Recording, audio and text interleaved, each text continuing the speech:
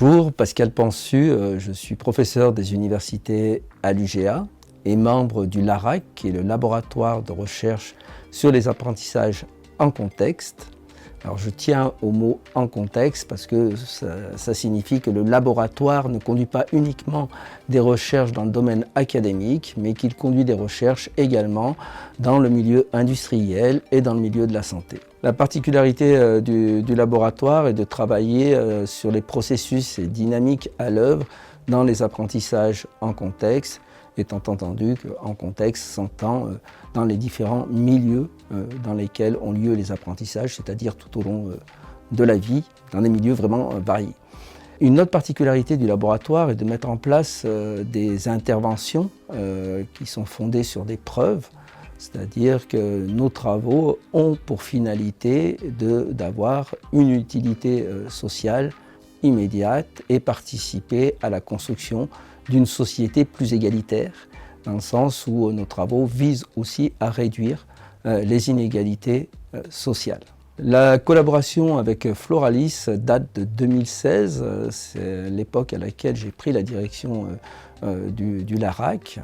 À l'époque, le LARAC s'intitulait le Laboratoire des sciences de l'éducation et ce changement n'était pas anodin, ce changement de nom, il venait aussi avec la fusion des universités qui allait arriver et où il nous fallait prendre une dynamique un peu nouvelle, tant à la fois sur le plan du rayonnement local, national et international. À ce moment-là, je me suis rapproché de Floralis pour plusieurs raisons. Tout d'abord parce que nous travaillons de manière un petit peu artisanale avec les partenaires extérieurs avant l'arrivée de l'UGA. Et là, Floralis a été une vraie découverte.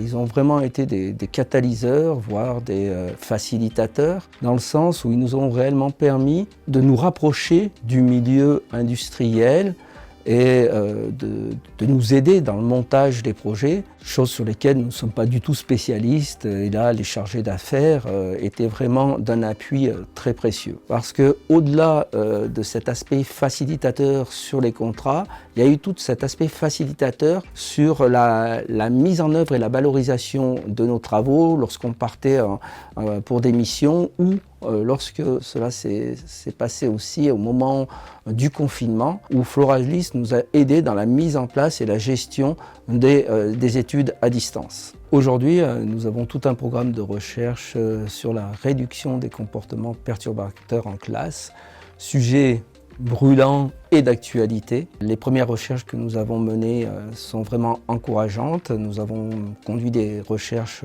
dans 30 écoles primaires et nous avons une réduction systématique des comportements perturbateurs. Notre objectif aujourd'hui est d'élargir au secondaire et d'avoir un échantillon le plus large possible et mener une étude randomisée de manière à pouvoir démontrer l'efficacité de la méthode et de faire en sorte que cette méthode puisse ensuite être enseignée dans les INSPE et dans le cadre de la formation continue des enseignants.